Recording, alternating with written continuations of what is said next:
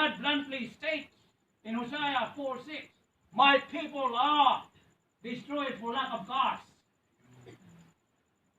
Do you agree with that? No. Hosea 4:6, if you have your Bible, your King James Bible, it says, my people are destroyed for lack of knowledge.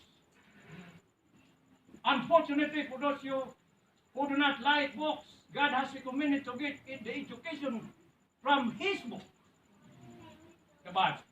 As a matter of fact, God has commanded Joshua, the commanding general who took over the reins of leadership after Moses, by saying, this book of the law shall not depart out of thy mouth, but thou shalt meditate therein day and night, that thou mayest observe to obey according to all that is written therein. For then thou shalt make thy way prosperous, and then thou shalt have good success. The word success in the scripture only happens, and of course, once or one time. The only success that you can find in the King James Bible is in Joshua 1:8. And the secret of that success is because this book of the Lord, that means the Bible, shall not depart out of thy mouth, but thou shalt meditate therein day and night. Meditate means to think deeply. And most of us believers don't like to think. We just want to receive anything. We do not even question. And that is why most of us become, ideological. And when that ideology sinks in, it is very difficult to take it out. It caused God to die at the cross to remove that ideology and be able to trust and obey the Lord Jesus. In fact, parents, it is not the teacher's job to educate our children.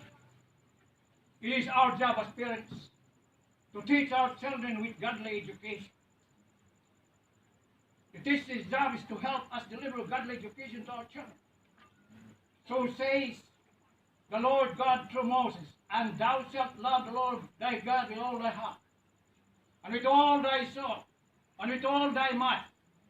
And these words which I command thee this day shall be in thine heart.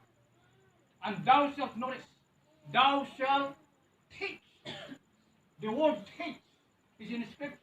The word train, you can find that in the book of Proverbs 22:6. Train up a child the way he should go.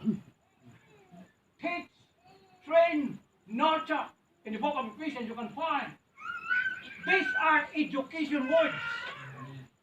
When we say education, in the real fact of the story of education is Christian education.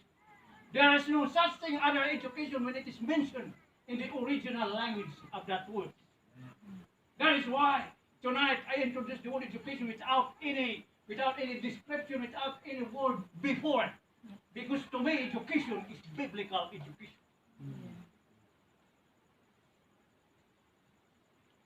And then it says, and these words which I commanded this day shall be in thine heart, and thou shalt teach them diligently unto thy children, and shalt talk of them when thou sittest in thine house, and when thou walkest by the way, and when thou liest down. That is Bible story. Okay? And when thou risest up, another Bible story. It's all Jesus. You don't need to be scared of your children going to university if they have been properly trained at home. They are big enough, they are strong enough to face the giant. But you know why you are scared to propose your children to go to university? And that's why we are indicted as independent Baptists, our qualified independent Baptist teachers. It's because you are scared what will happen to your children. They will become unbelievers. Oh, by the way, if you are really regenerated, you will not become an unbeliever.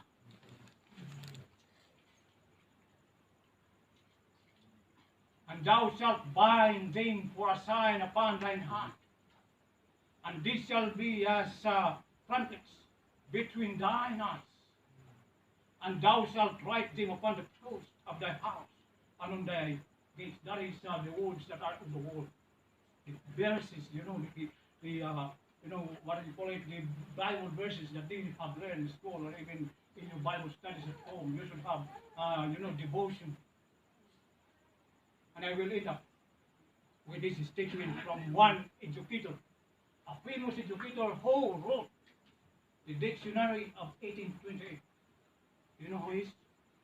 William Webster. Noah Webster. But before that, this is my last statement. This is the so-called biblical, godly Christian education. For education itself without God is no education at all. Noah Webster once said, education without the Bible is useless.